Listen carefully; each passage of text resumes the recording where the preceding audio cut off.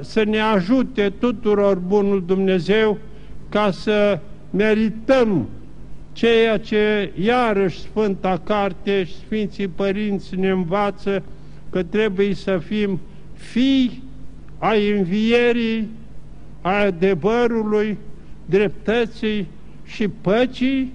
Amin. Hristos a înviat! Hristos a înviat! Hristos a înviat!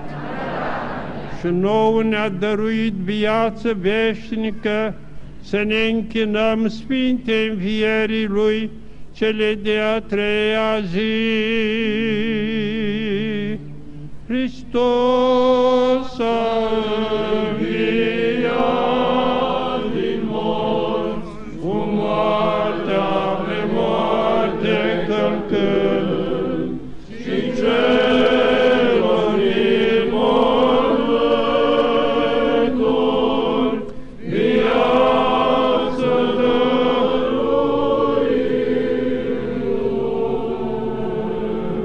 Hristos a înviat din morți, cu moartea pe moarte călcând, și celor din mormânturi viață dăruind. Hristos a înviat din morți,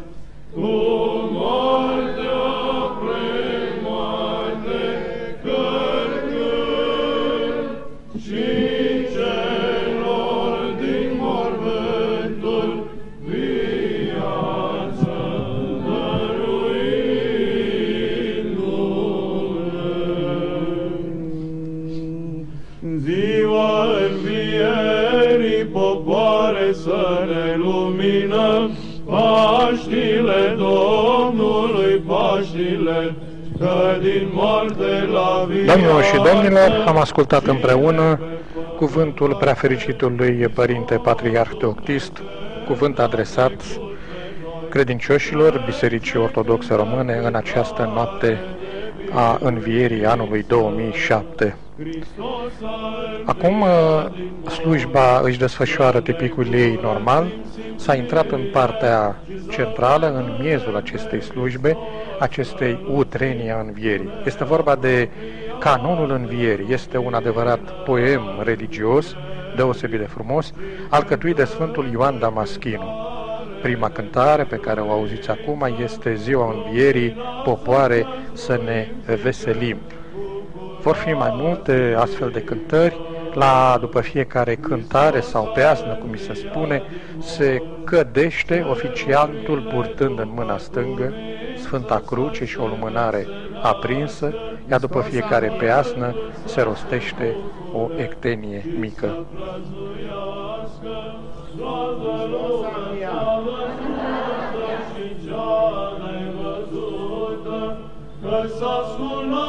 Hristos a înviat!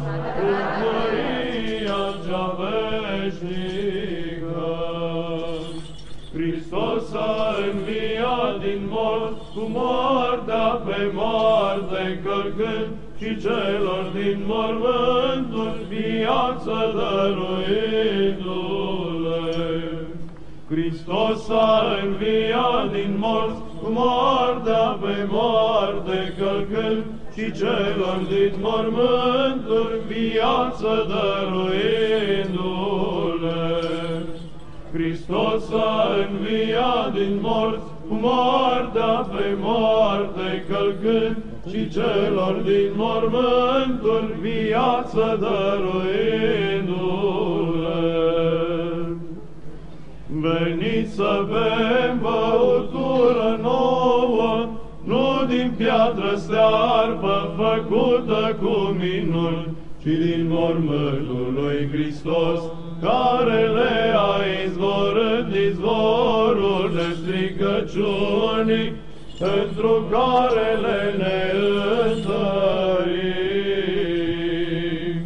Hristos a înviat din din morți, acum toate s-au umplut de lumină, și cerul și pământul și cele de desubt, deci să prăznuiască toată făptura învierea lui Hristos, pentru care s-a întărit.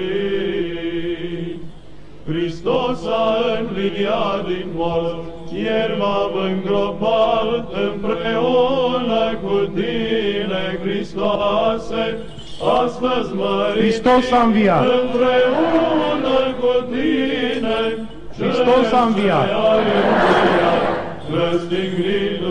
Hristos a înviat. Însuți împreună mă preamărește, Mântuitorule, pentru împărăția ta. Hristos a înviat din morți, cu moartea pe moarte călcând, și celor din mormânturi viață dăruindu-le.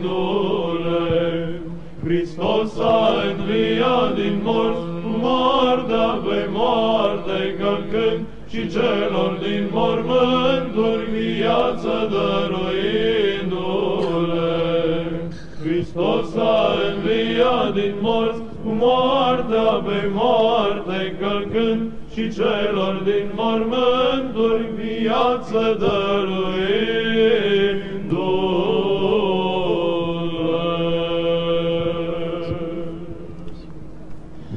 Iară și iară cu pace Domnului să ne rugăm.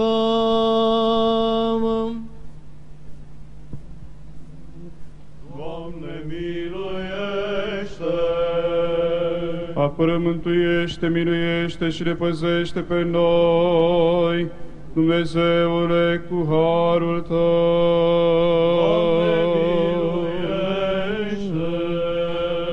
Pe preasfânta, curata, prea binecuvântata, mărita stăpâna noastră de Dumnezeu născătoarea și pururea Fecioara Maria, cu toți sfinții să o pomenim. Preasfântă născătoare de Dumnezeu, miluiește-ne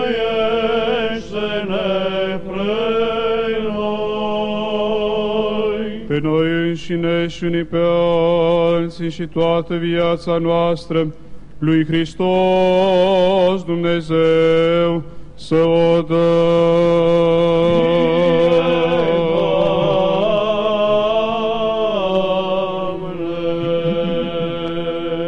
Că Tu ești Dumnezeul nostru și Ție slavă înălțăm, Tatălui și Fiului și Sfântului Duh, acum și pururea și în vecii vecilor.